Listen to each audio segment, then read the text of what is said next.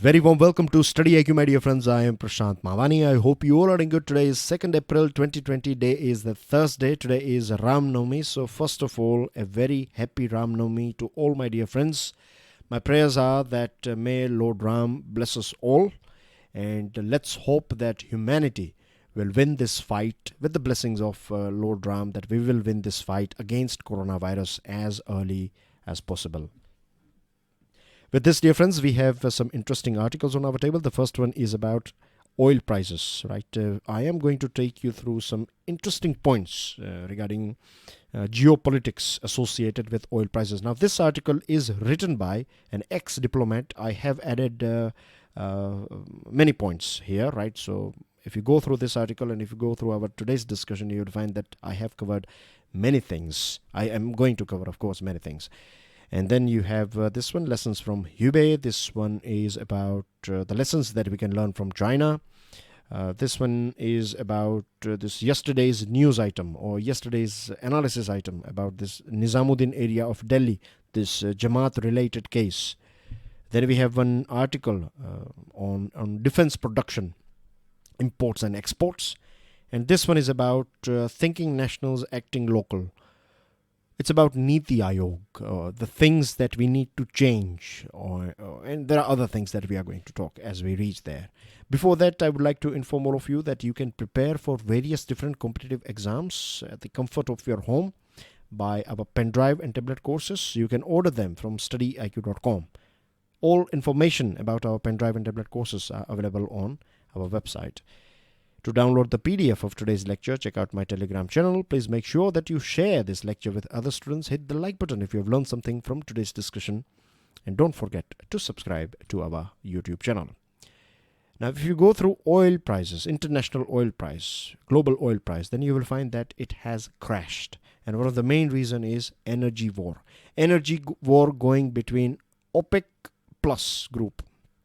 You have this organization of petroleum exporting countries. Now, one thing that I would like to highlight here is that this OPEC controls the production as well as price of global oil, right? So it basically increases and decreases the supply of oil, and this is how they control oil prices. So I'll give you how it works, right? It's all about this supply and demand rule. So let's say this is oil here and this is your price, right?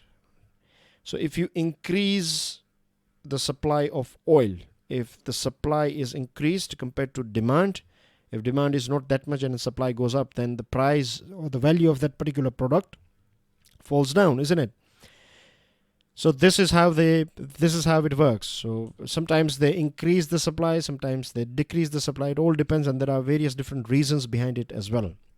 Now, a few weeks ago, there was a meeting between this OPEC plus group, and there was a fight between Russia and Saudi Arabia. It's about production. Russia said that they will go ahead with extra production because from last 3 years, this OPEC plus, when I say OPEC plus, this plus is basically Russia. When you add Russia with this OPEC group, it becomes OPEC plus.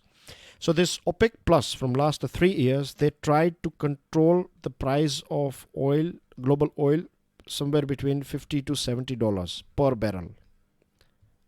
Right? And for that, they have controlled their output and other things. Now, Russia said that it is going ahead. It is not going to limit itself with these restrictions applied by this OPEC plus deal. So it started producing oil.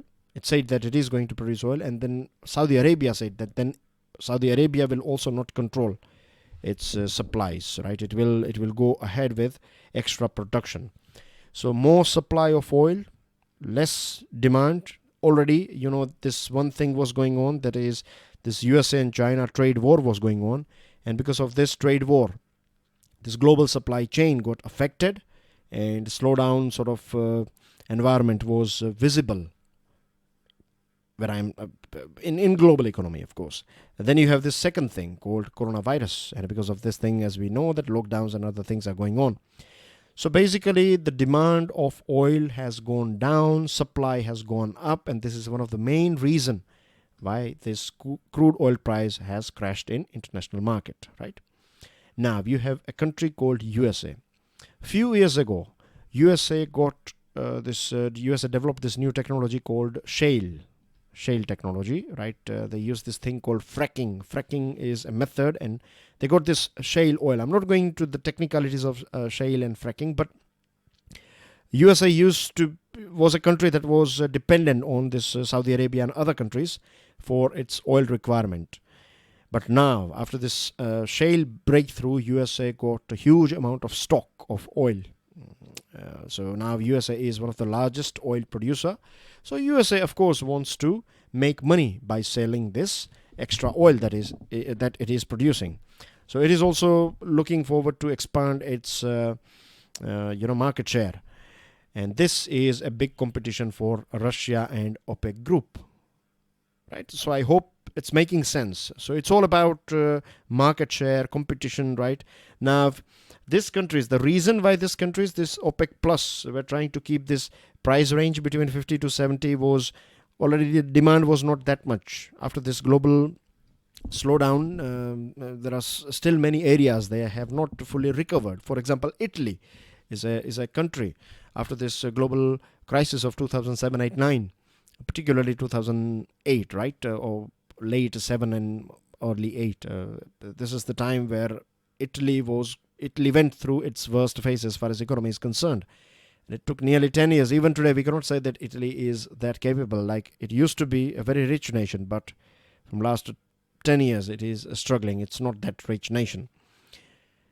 But anyway, so, what I'm trying to tell you is that many economies, like best performers, they are not in that good shape from last 10 years. They are gradually, things are improving.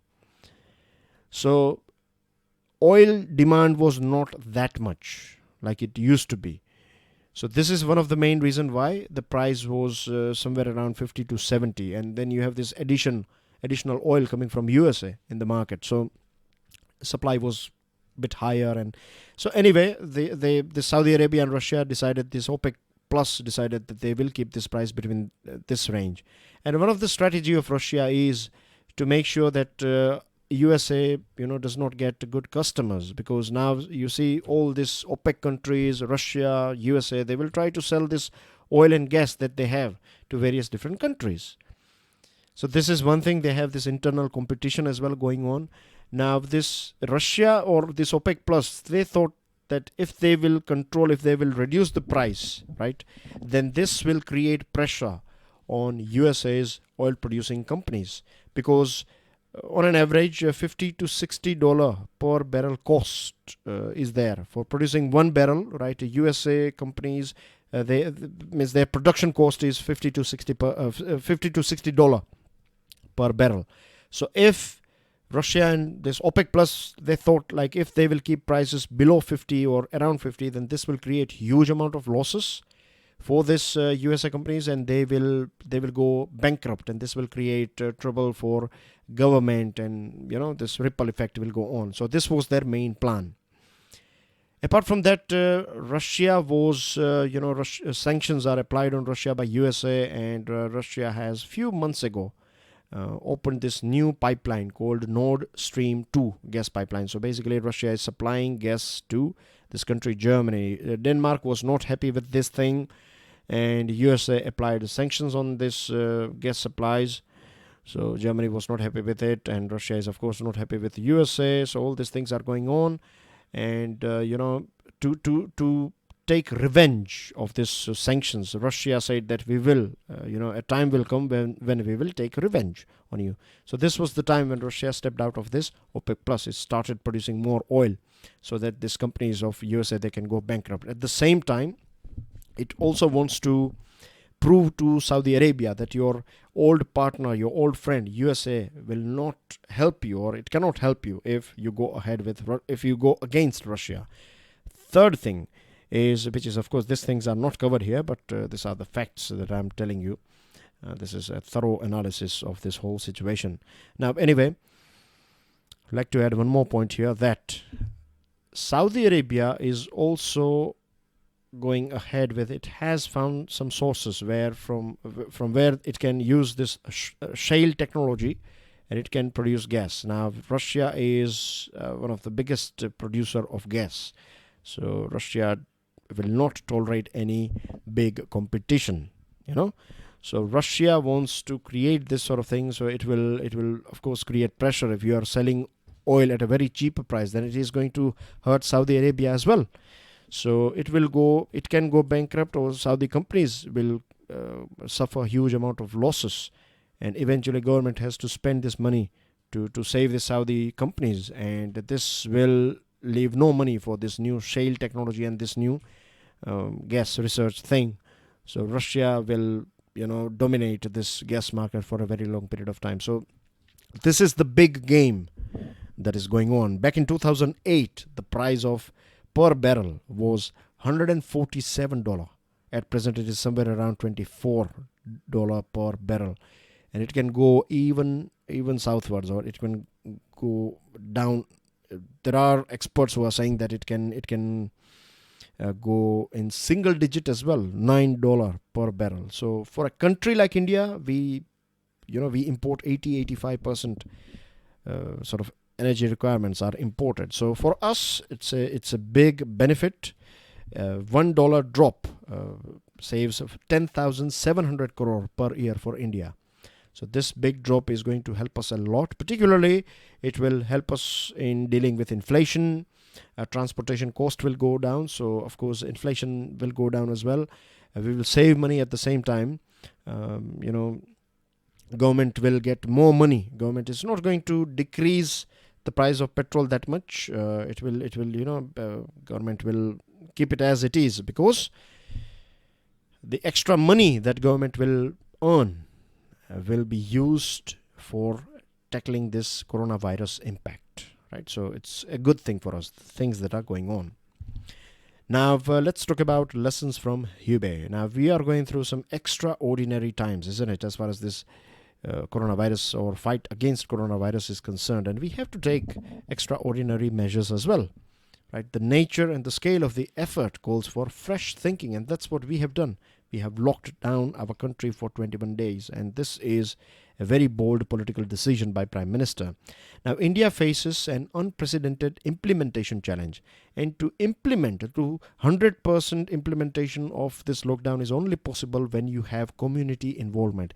And unfortunately, I'm not saying that 100% India is doing this thing, but I think a small percentage of people, and the scary part is even a small percentage of people can damage the whole nation because of this coronavirus thing. It is infectious, isn't it?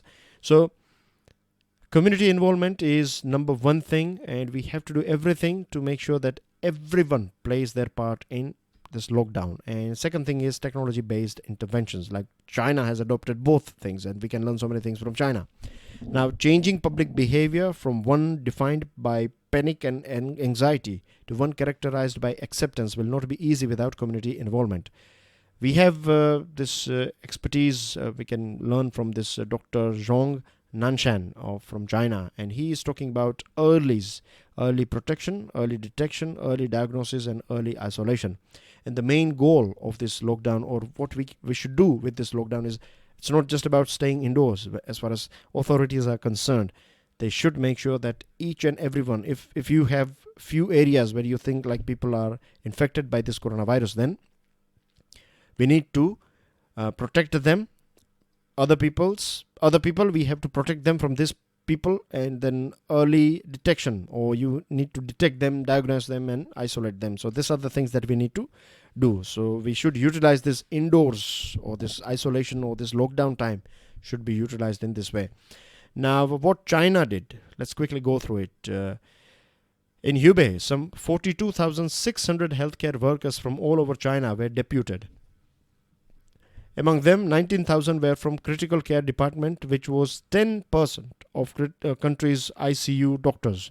The spread of virus also provided important lessons in view of migration patterns in country. What happened in China is that there was this Chinese New Year. So around 5 million people left Hubei to other parts of China to celebrate New Year just prior to lockdown of Wuhan on 23rd January. The cases then went up, and the peak was 70,000 cases back on 16th of February. But then this earlies started, this method of earlies. They had this shutdown on 23rd January, and they started this intensive testing started taking place, and because of this thing they have conquered this. They identified all those people who were affected by it. And in our earlier discussion we have talked about this China using technology. It was scanning people. It was having this sort of scanners that can scan people even in a crowd. They can measure the temperature of those people who are having fever and things. So in response, more than 20,000 health workers were deputed from outside, providing free testing and putting the infected people in quarantine. Doorstep delivery of essential supplies was ensured. A telephone-based app reported the vitals. 4 weeks after the lockdown, the number of news cases drastically dropped, and this strategy worked for China, and this is something that we should do as well. At the same time, media should play a positive role. If we have some best practices, if we have some successful as well as those steps that we can replicate in other parts, then we should do that thing. Media should bring those positive things in the eyes of authorities as well as people. And if we go through this concurrent list, then we find that infectious diseases are part of this concurrent list. So central government has already invoked a National Disaster Management Act, and what we need to do now is basically when you apply this, when you invoke National Disaster Management Act, then district magistrate, they have this, they have extra powers. So this extra powers should be utilized. We need to add them. We need to equip them with money, with all these strategies, best strategies, at the same time equipments, medical equipments and other things, personnel, everything, and they should be given freedom as well so that they can take best decisions. And if we can find some standardized way of doing things, if we have some standard operating procedure, then we need to follow that as well. So these are the things, and real-time sharing of emerging good practices by central government and even hand-holding to avoid a demonetized-like situation is something that we should do. Beyond the blame game, Tablighi Jamaat. The latest data is that more than 400 people showing symptoms have been hospitalized in Delhi alone, and nearly 240 have tested positive. At least 10 have died, and this is a very sad thing. This is very irresponsible behavior of this community, Tablighi Jamaat. The specter of larger scale community spread, because yesterday we were talking that this people who were this participant of this conference, they have traveled to they are now in various different parts of our country, and you can see here 400 people are already showing symptoms. 240 have tested positive. I'll take you through some news items as well. It's very shocking news items are coming out, and the sad thing is that now it is said that the community spread can take place because of this irresponsible behavior of this particular these participants of this particular group. WHO has called COVID-19 a pandemic back in 11th March 2020. So they cannot say that they were not aware about this thing, and already the organizers of this whole organization as well as these organizers, they were aware about this thing, that when this conference took place at the end of February back in Malaysia, right, then there was a spike in cases because of this attendance. They used to carry this virus and they have traveled to various different countries. So they should have postponed this whole conference, but no, they went ahead with it, and some of them said that they are not taking it seriously. They are not taking it as a science. They are taking it as a religion, and that's a sad thing. They are saying that God will protect them from virus. Of course, God will protect us, but for that we have to take medicine. For that we have to lock down. For that we have to follow what authorities are saying. Science is there. At the same time, you need to have faith, but you cannot have blind faith. You know what I mean? So both South Korea and Singapore, they demonstrated how meticulous tracing of this church events and this cult. A few days ago, yesterday as well as the day before yesterday, we were talking about this religious cult and how these people used to gather, and from Wuhan to South Korea they used to travel. But the South Korea and Singapore government, they have stopped all this sort of religious gatherings, and they traced each and every person. Now they have money, they have these are the developed countries that we are talking about. We have already so many problems. We are a densely populated country. We don't have that many things, and then if you don't find cooperation from these people, then that's not going to help, and this is going to take us all down. all of us are going to go down because of this sort of irresponsible behavior. So the best thing that we can do is we need to find each and every person who was part of this meeting, and we need to test that person. And we have to spread this message that this again. One more sad thing that I would like to add here is there are so many participants, they are not coming forward and telling that they were part of this thing. I don't know why they are scared about or what's going on in their head, but they should come out after knowing this thing, that this many people have died already. Still they are not coming out. So that's a very sad thing. Still no bullseye in volume and value.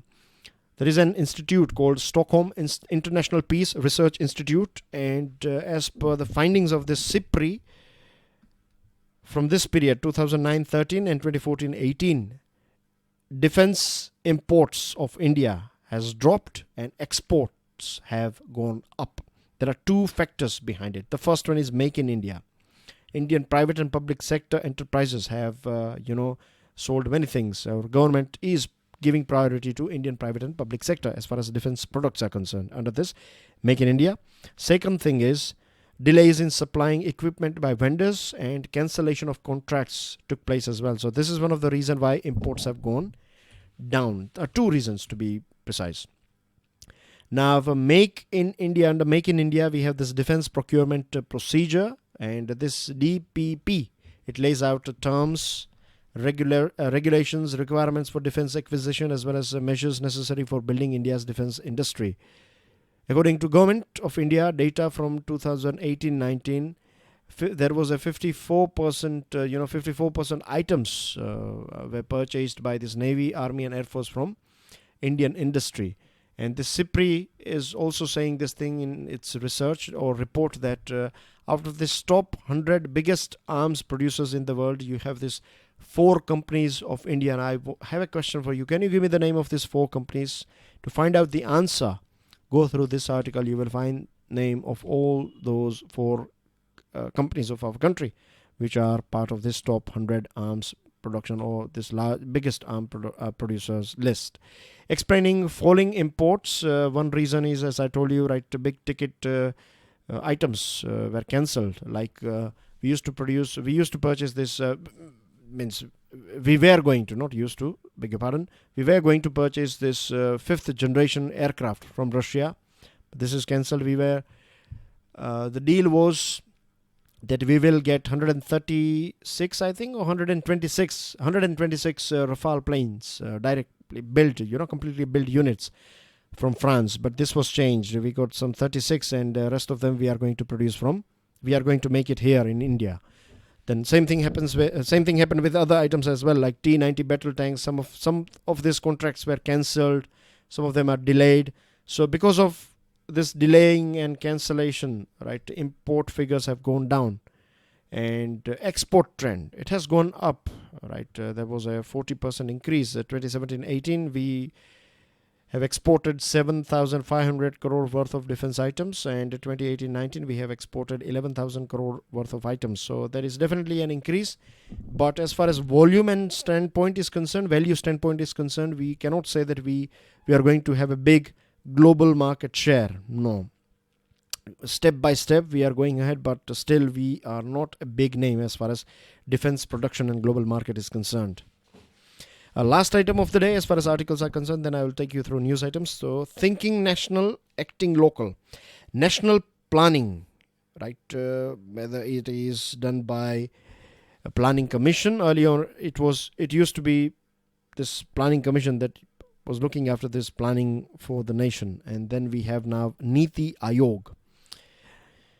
Now, as per the writer of this article, both these organizations have failed to produce an all-round development of India's economy. The reason is there are 2 challenges. One is constitutional challenge, and the second one is challenge of competence. As far as constitutional challenge is concerned, what happens in our country is that, or in any country, the thing is, there are few items like environment, economy, human development.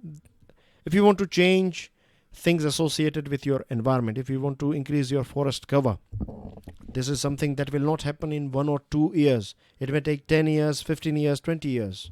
Same thing goes with human development. It will take a bit of time. And in democracies, after every 4 years or in 5 years, you have elections. And earlier on, it was UPA government. At present, we have NDA government. So when NDA government takes over, it will go ahead with its own planning, its own logic, its own thinking. So this long-term plans are cancelled in between. So waste of energy, isn't it? Not all, but few of them. But things are a bit different in China. What they do is they have this dedicated long-term plans, and they don't, they will stick with their long-term plans. So how can we do the same thing here? Is there any way out? This article is saying that yes, there is a way out. What we have to do is we have to give some constitutional powers to Niti Aayog as far as giving money is concerned, allocating money for national priorities, those items that are for long-term. So if you give this power to Niti Aayog, that Niti Aayog will give you money for your long-term environmental planning, human development, etc. So even if there is a change of guard after a few years, or when there is a change of government after a few years, your long-term plan will go ahead because the money is coming from Niti Aayog. Of course, if money is being provided by Niti Aayog, then reports of Niti Aayog should be tabled in Parliament so that as a democracy, we can keep an eye on this institution. India's constitutional structure, elected governments in the states are accountable to the people. States have this responsibility. So, states requires money. They require a national plan. They require some sort of support as well. And the ground reality, when we see the changes that takes place in states, like human development, infrastructure, ease of doing business, all these things are responsibility of states. So we need a central organization that is effective, that is ready to provide support, technical as well as money sort of support or advice and money both, without creating hurdles. There should not be any sort of politics as far as this Niti Aayog's operations are concerned. Or earlier on, this complaint was coming from Planning Commission. There was lots of politics going on in Planning Commission. So a national planning institution must guide all-round progress. And this is about, the first one was this constitutional changes and giving money sort of responsibility and authority was constitutional change. And then we need competence. We need to, I would say, refine or redesign Niti Aayog in such a way that we have best minds part of this national planning, and we can have all stakeholders from states as well as academic world, common people, experts, etc. And then we need to create an all-round plan or all-round progress plan where emphasis is given not just on GDP growth but also on social inclusion, environmental sustainable growth and other things, achieving SDGs, sustainable development goals and other sort of things. So what we need is a system we need an institution that is that reforms things and not it's not just giving or controlling your money side or fund allocator. It is more than that. It can work with the states, or it can help states. It can persuade states, not control them. Right. So these are the two changes that we need. Now moving on to news item: 110 new cases from Delhi event in Tamil Nadu. India seeks a sharp spike in infections, 376 new cases on Wednesday. That's a very scary number. Centre defines Jammu and Kashmir domicile rules. Please go through this news item. Yesterday, one of my colleagues came out with this special video. Veronica, she has delivered a lecture on this thing. So you can go through. It's available on our channel, this domicile rules, or else you can read it from these points as well. Being a bit quick here because we have been running out of time. India welcomes foreign contributions to PM Cares. Home Ministry wakes up to Tabligh event. These are the news that you should go through in detail. Then 60 from Jamaat in quarantine in Kerala. Nearly 1,500 attended from Karnataka, this Jamaat meeting. The hand of another Indian in suspected Kabul Gurudwara attack. Industry eyes manufacture of 50,000 ventilators a month. DRDO to make 5-layer masks and thermal scanners among 5.38 lakh items donated to India. And number of cases in Pakistan crosses 2,000, and Spain death toll hits of 9,053. Very sad for Spain. And this is an infographic that has covered from 1918, from roughly 100 years, right? So help yourself with it. And that's everything in today's discussion. Thank you very much. God bless you all. Jai Hind.